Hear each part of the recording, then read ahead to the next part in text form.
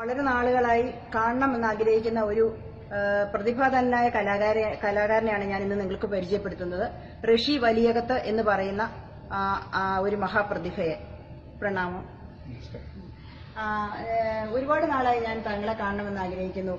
അത് ആഗ്രഹിക്കാൻ കാരണം എന്താണെന്ന് വെച്ചാൽ താങ്കളുടെ വേറിട്ട ആ കലാശൈലിയാണ് എന്നെ അതിനു വേണ്ടി പ്രേരിപ്പിച്ചത്. അപ്പം ഈ ഒരു എന്താ പറയാ പരമകാരുണ്യവാനായ അള്ളാഹുവിന്റെ പിന്നെ ആ തത്വങ്ങളിൽ അടിയുറച്ച് വിശ്വസിക്കുന്ന താങ്കൾ എന്തുകൊണ്ടാണ് ദേവവാദ്യമായ ഈ പിന്നെ ഇടയ്ക്ക പിന്നെ അത് ഇടയ്ക്ക് ഒരു അഭ്യസിക്കാനായിട്ടും അത് പിന്നെ സ്റ്റേജുകളിൽ അവതരിപ്പിക്കുവാനായിട്ടും താങ്കൾക്ക് ഒരു പ്രചോദനമുണ്ടായത്? അത് എവിടെ നിന്നാണ്? അങ്ങനെ അതൊരു മഹാസംഭവമാണ്. കാരണം സമുദായിക പ്രശ്നവും അങ്ങനെയൊക്കെ പറഞ്ഞ് ആൾക്കാർ മാറി നിൽക്കുന്ന ഒരു കാലഘട്ടത്തിൽ ധൈര്യപൂർവ്വം ദേവവാദ്യമായ ഇടയ്ക്ക പ്ലേ ചെയ്യുവാനായിട്ട് നിങ്ങൾ കാണിച്ച ആ ഒരു ധൈര്യത്തെ ഞാൻ ആദ്യമായിട്ട് അപ്രീസിയേറ്റ് ചെയ്യുന്നു. അപ്പൊ അത് ഞങ്ങൾക്ക് വേണ്ടി ഒന്ന് പറഞ്ഞു തരണം. എന്തുകൊണ്ടാണ് ഈ ഒരു വേറിട്ട വഴിയിലൂടെ താങ്കൾ ചരിക്കാൻ കാരണം? തീർച്ചയായിട്ടും നിങ്ങളുടെ ചോദ്യത്തിൽ തന്നെ അതിനുള്ള ഉത്തരവുണ്ട്. പരമകാരുണ്യനായ അള്ളാഹുവിനെ സ്തുതിക്കുന്നു എന്ന് പറയുന്നത് അദ്ദേഹം, അല്ലെങ്കിൽ അങ്ങനെ ഒരു അള്ളാഹുവിനെ ഞാൻ വിശ്വസിക്കുന്ന സമയത്ത് തന്നെ മറ്റുള്ള മതങ്ങളെ സ്നേഹിക്കാനാണ് പഠിപ്പിച്ചിരിക്കുന്നത്. ഇസ്ലാം മതം പഠിപ്പിച്ചിരിക്കുന്ന മറ്റുള്ള മതങ്ങളെ സ്നേഹിക്കുകയും നിങ്ങളുടെ കൂടപ്പിറപ്പുകളെ പോലെ തന്നെ കാണണം എന്നാണ് പറഞ്ഞിരിക്കുന്നത്. എന്നാൽ ഇന്ന് അങ്ങനെയല്ലാതെ വേറിട്ടുകൊണ്ട് ഒരു വിഭാഗം മാത്രമായി വേർതിരിഞ്ഞ് നടക്കുകയാണ്. ആ ഒരു ചിന്ത ശരിയല്ല എന്നുള്ളത് കൊണ്ട് മാത്രമാണ്.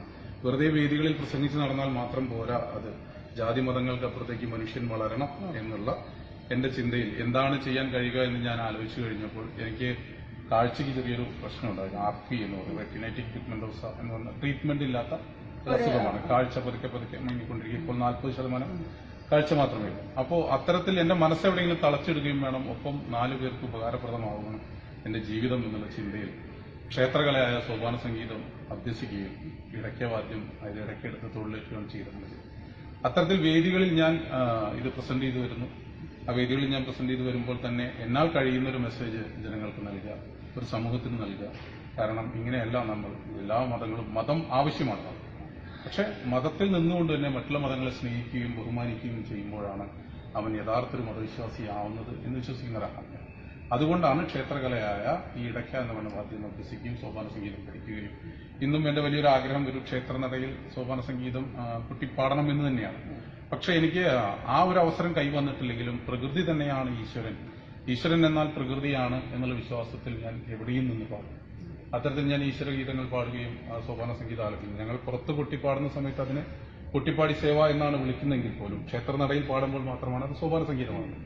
പുറത്താണ് പാടുന്നെങ്കിലും എന്റെ വിശ്വാസം ഈശ്വരൻ ഇവിടെയുണ്ട്, പ്രപഞ്ചത്തിലുണ്ട് എന്നതാണ്. അതുകൊണ്ട് ഞാൻ എവിടെ നിന്ന് പാടിയാലും അത് ഈശ്വരൻ സ്വീകരിക്കും എന്നുള്ളൊരു വിശ്വാസം കൂടിയാണ് ഞാൻ. അത്തരത്തിലാണ് എന്റെ ജീവിതം മുന്നോട്ട് പോകുന്നത്. ഈയിടെയായിട്ട് പഴയന്നൂർ, അതായത് പഴയന്നൂർ ക്ഷേത്രത്തിൽ എനിക്ക് വലിയൊരു ഭാഗ്യം കൈവന്നു. അവരെന്നെ അറിഞ്ഞുകൊണ്ട് തന്നെ, ഞാൻ പഞ്ചവാദ്യം കിട്ടുന്ന ഒരാളാണ്, ഇടയ്ക്ക് പഞ്ചവാദ്യം കൂട്ടും. ആ പഞ്ചവാദ്യം ഞങ്ങളുടെ കലാസോപാനം എന്ന് പറയുന്ന ഷൊർണൂരുള്ള ഞങ്ങളുടെ ഇൻസ്റ്റിറ്റ്യൂട്ടിന്റെ സുജിത്ത് കൂട്ടലുണ്ട് എന്റെ ആശാൻ. അദ്ദേഹവും ഞങ്ങളെല്ലാം കൂടി ചേർന്ന് ഇടയ്ക്ക പഞ്ചവാദ്യം എന്നുള്ള ഒരു കലാരൂപം ഞങ്ങൾ പഴയന്നൂരൊരു അയ്യപ്പൻകാവ് ക്ഷേത്രം, ഭഗവതി ക്ഷേത്രത്തിന് മുമ്പിൽ ഞങ്ങൾ അവതരിപ്പിക്കുകയുണ്ടായി. എന്റെ ജീവിതത്തിലെ ഏറ്റവും ധന്യമായ നിമിഷം എന്ന് പറയും. കാരണം ഒരു ഭഗവതി ക്ഷേത്രത്തിനും ഒരു അയ്യപ്പ ക്ഷേത്രത്തിനും നടുക്ക് നിന്നുകൊണ്ട് ഒരു പഞ്ചവാദ്യം കുട്ടി കയറുക എന്ന് പറഞ്ഞാൽ അതിൽ പരം എനിക്ക് മറ്റൊന്നും തന്നെ ലഭിക്കാനില്ല. ആ ഭാഗ്യം എനിക്ക് സിദ്ധിച്ചു. അത് ദൈവം എനിക്ക് അനുഗ്രഹിച്ച് തന്നായിട്ടാണ് ഞാൻ കാണുന്നത്. അത്തരത്തിലാണ് എന്റെ ജീവിതം. കാരണം എന്റെ ജീവിതം കൊണ്ട്, അതായത് ഒരു ഇരുളിലേക്ക് ഞാൻ മറയുന്നതിന് മുൻപ് ഒരു തലമുറയെ വെളിച്ചത്തിലേക്ക് നയിക്കുക എന്നുള്ളൊരു വലിയ ലക്ഷ്യത്തോടുകൂടിയുള്ള യാത്രയാണ്. അതായത് പൂർണ്ണമായി ആദ്യം കണ്ണുകൾക്ക് ബാധിക്കുന്നതിന് മുൻപേ, കാഴ്ചകൾ പൂർണ്ണമായി മാറുന്നതിന് മുമ്പേ ജനങ്ങൾക്ക് എന്തെങ്കിലുമൊക്കെ നല്ലത് ചെയ്യണം, പിന്നെ എന്താ പറയാ മതങ്ങള് സ്നേഹത്തിൽ അധിഷ്ഠിതമാണെന്ന് തെളിയിക്കണം എന്ന ഉദ്ദേശത്തോടു കൂടിയാണ് താങ്കൾ ഈ ഒരു രംഗത്തേക്ക് വന്നത്. അതിന് ഒരു വലിയ പ്രണാമമുണ്ട്. അതുപോലെ തന്നെ എന്തുകൊണ്ട് വലിയ ക്ഷേത്രങ്ങളായാലും ചെറിയ ക്ഷേത്രങ്ങളായാലും ധൈര്യപൂർവ്വം ഇടയ്ക്കയുമായി കയറി ചെന്ന്, ഞാനൊരു മുസ്ലിം സമുദായത്തിലെ അംഗമാണ്, എനിക്ക് നിങ്ങളുടെ ഈ തിരുസന്നിധിയിൽ വെച്ച് ഇടയ്ക്ക് പ്ലേ ചെയ്യുവാനായിട്ട് പിന്നെ എനിക്ക് അവസരം തരുമോ എന്ന് ചോദിച്ച്, അവസരം തരുമോ എന്നല്ല, എനിക്ക് പാടണം, നിങ്ങൾക്കത് സ്വീകാര്യമോ എന്ന് ചോദിച്ച് ഏതെങ്കിലും ഒരു അവസരം താങ്കൾക്കുണ്ടായിരുന്നു? ഞാൻ പലരുമായിട്ടും സമീപിക്കുന്നുണ്ട്. സത്യം പറഞ്ഞാൽ എന്റെ ഒരു ആഗ്രഹം ഞാൻ പല വേദികളിലും പറയാറുണ്ട്. അത്തരത്തിൽ പലരും ഒരു സന്ദർഭം ഉണ്ടാകുമെന്ന് പറഞ്ഞവരും ഇവിടെയുണ്ട്. പലരും എന്നെ സമീപിക്കുന്നുണ്ട്, സംസാരിക്കുന്നുണ്ട്. പക്ഷെ ഒരു കമ്മിറ്റി കൂടി അതിലേക്ക് വരുന്ന സമയത്ത് അതിനെതിരെ അഭിപ്രായങ്ങൾ ഉണ്ടാകുന്നു. അങ്ങനെ മാറിപ്പോകുന്നതാണ് വേദികൾ. അതല്ലെങ്കിൽ വേദികളല്ലെങ്കിൽ ഒരു ക്ഷേത്ര നട എന്ന് പറയുന്നത്. അത് ഒരു ദിവസം അത് ഉണ്ടാകും എന്നുള്ള പ്രതീക്ഷയിൽ തന്നെയാണ് ഞാൻ മുന്നോട്ട് പോയിക്കൊണ്ടിരിക്കുന്നത്. അത് ശരിക്കും സത്യം പറഞ്ഞു കഴിഞ്ഞാൽ ഞാൻ അതിൽ പരിപൂർണമായിട്ട് വിശ്വസിച്ചിട്ടല്ല. കാരണം ഈശ്വരൻ എന്നാൽ പ്രകൃതിയാണ് ഞാൻ നേരത്തെ പറഞ്ഞത്. ആ വിശ്വാസം എന്നിലുണ്ട്. അതായത് നമ്മൾ ഈശ്വരനെ, അതായത് നമ്മളെല്ലാവരും മനുഷ്യർ എന്ന് പറയുന്നത് ഇപ്പോൾ ഇസ്ലാം ആയാലും ക്രിസ്ത്യൻ ആയാലും ഹിന്ദുസ് ആയാലും 3 മതത്തിൽപ്പെട്ടവരായാലും ഈശ്വരനെ നമ്മൾ, അതായത് മുൻപ് കാവുകളാണ് ഇവിടെ ഉണ്ടായിരുന്നത്. ആ കാവുകളിൽ നിന്ന് നമ്മൾ അമ്പലങ്ങളിലേക്ക് മാറി. അതായത് ഒരു 4 ചുമരുകൾക്കുള്ളിലേക്ക് നമ്മൾ ഈശ്വരനെ പരിമിതപ്പെടുത്തി. ആ പരിമിതപ്പെടുത്തിയപ്പോൾ നമ്മുടെ വിശ്വാസം അവിടെ മാത്രമായി ഒതുങ്ങി എന്നുള്ളതാണ്. മുൻകാലങ്ങളിൽ നമസ്കാരങ്ങൾ നടന്നിരുന്നത് 10 പേർ കൂടി ഒരു ഓല വെട്ടിയിട്ട് അവിടെയാണ് നമസ്കരിച്ചത്. അതും നമ്മൾ പരിമിതപ്പെടുത്തിയ ഒരു പള്ളികൾക്കുള്ളിലേക്ക് ഉണ്ട്. അതേപോലെ തന്നെ ക്രിസ്ത്യൻ സമുദായങ്ങളിലും പറയുന്നത് ഇത്തരത്തിൽ നമ്മൾ ഈശ്വരനെ പരിമിതപ്പെടുത്തി നമ്മൾ 4 ചുമരുകളിലേക്ക് ആക്കി നമ്മളൊരു താക്കോലും മേടിച്ചുകൊണ്ട് വി ആർ ദ പ്രൊട്ടക്ടേഴ്സ്, നമ്മളാണ് ഈശ്വരനെ, ഇപ്പൊ നമ്മളാണ് പ്രൊട്ടക്ട്, ഈശ്വരൻ നമ്മളെ പ്രൊട്ടക്ട് ചെയ്യുന്നതിനേക്കാൾ കൂടുതൽ നമ്മൾ ഈശ്വരനെ പ്രൊട്ടക്ട് ചെയ്യുന്ന രീതിയിലേക്ക് മാറിക്കഴിഞ്ഞു. പക്ഷെ നമ്മുടെ വിശ്വാസം അതാണ്, ഈശ്വരൻ അവിടെയാണെന്നൊരു വിശ്വാസം. അപ്പൊ അതുകൊണ്ട് തന്നെ ആ വിശ്വാസത്തോട് ചേർന്ന് നിന്നുകൊണ്ട് അത്തരത്തിലൊരു ക്ഷേത്രം നിറയിൽ ചുറ്റിപ്പാടാനൊരു അവസരം കിട്ടിയാൽ തീർച്ചയായിട്ടും ഞാനത് ഉപയോഗിക്കുന്നതാണ്. അതെനിക്ക് യാതൊരു മടിയുമില്ല, സന്തോഷത്തോടുകൂടി സ്വീകരിക്കുന്നതാണ്. ഇതിവിടെ ജനങ്ങളെ അറിയേണ്ട, അല്ലെങ്കിൽ നമ്മള് ഓരോ ജനങ്ങളും അറിയേണ്ട ഒരു സ്വയം അവബോധമാണ്. അങ്ങനെ ഒരു അവബോധം എന്താന്ന് വെച്ചാൽ, താങ്കളുടെ കാഴ്ച മങ്ങിക്കൊണ്ടിരിക്കുന്ന ഈ അവസരത്തിലും താങ്കളുടെ അകക്കണ്ണുകൊണ്ട് വളരെ വ്യക്തമായി മനുഷ്യരുടെ മനസ്സ് പഠിക്കുവാനും അപഗ്രഥിക്കുവാനും താങ്കൾക്ക് കഴിയുന്നു എന്നുള്ളതിൽ താങ്കൾ എത്ര പ്രശംസിച്ചാലും മതിയാവില്ല. കാരണം ആ ഒരു എന്താ പറയുക, ഹൃദയ വിശാലത, ആ ഒരു നന്മ, അതുകൊണ്ട് നിങ്ങൾക്ക് കാഴ്ച തിരിച്ചു കിട്ടും. ആ കാഴ്ച തിരിച്ചു കിട്ടില്ല എന്ന് നിങ്ങൾ അവിടെ ഒരു വാക്ക് പറഞ്ഞിരുന്നു. എനിക്കിത് ഒരിക്കലും അങ്ങനല്ല. നമ്മൾ മനസ്സിനൊരു where there is a will there is a way എന്നാണ് പറയുന്നത്. നമുക്കൊരു കോൺഫിഡൻസ് ഉണ്ട്. താങ്കൾക്ക് ഇത്രയും നല്ലൊരു മനസ്സുള്ള ഒരാൾക്ക് തീർച്ചയായിട്ടും പൂർണ്ണമായ അന്ത്യതയിലേക്ക് താങ്കൾ പോകില്ല. അത് തീർച്ചയായിട്ടും അങ്ങനെ തന്നെ വിശ്വസിക്കുന്നു പറഞ്ഞു കഴിഞ്ഞാൽ എന്റെ ഉൾക്കട. കാരണം എത്രയോ വർഷങ്ങൾക്ക് മുമ്പ് നഷ്ടപ്പെടുമെന്ന് പറഞ്ഞൊരു കാഴ്ചയാണ് ഞാൻ ഇത്രയധികം പിടിച്ചു നിർത്തിയിട്ടുള്ളത്. അതെന്റെ മനസ്സിന്റെ വിൽ പവർ കൊണ്ട് തന്നെയാണ്.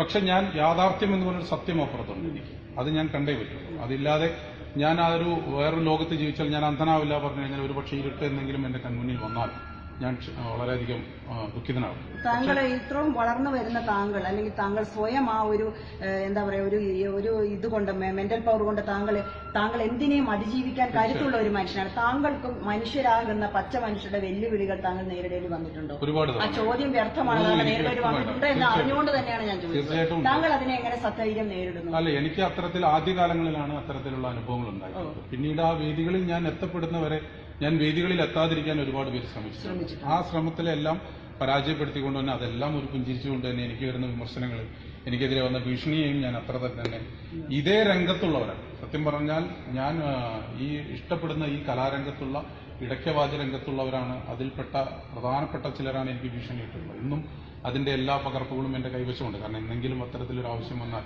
ഇതാണ് കേരളത്തിലെ ചില വിഭാഗം സമീപന രീതി. പക്ഷെ സാറ് മനസ്സിലാക്കേണ്ട ഒരു കാര്യമുണ്ട്. എന്തൊക്കെ പ്രതിബന്ധങ്ങൾ വന്നാലും നമ്മൾ ഒരിടത്ത് എത്തിച്ചേരണമെന്ന് ഈശ്വരൻ വിധി എഴുതിയിട്ടുണ്ട്. നാം അവിടെ തീർച്ചയായിട്ടും അപ്പൊ മുൻപോട്ട് സധൈര്യം പോകാം. ഇപ്പൊ ഇങ്ങനെ ഒരു പരിപാടിക്ക് ഗോൾഡ് സൂക്കിൽ വന്നതാണ്.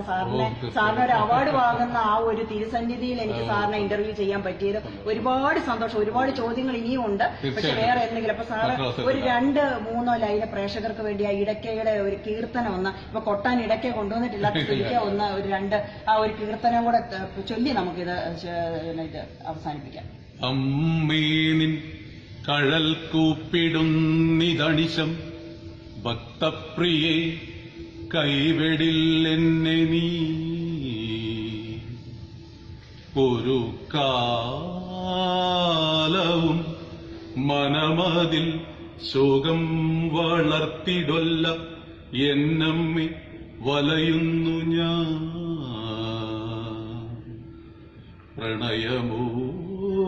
പ്രണയമോടെന്നെ കടാക്ഷിക്കണേ പിന്നെ നീ അറിയാത്തതെല്ലാഖിലവും നാഥേ നമിക്കുന്നു. വളരെ സന്തോഷമുണ്ട്. എനിക്കൊരു അനുഗ്രഹം കൂടെയാണ് ഇതുപോലുള്ള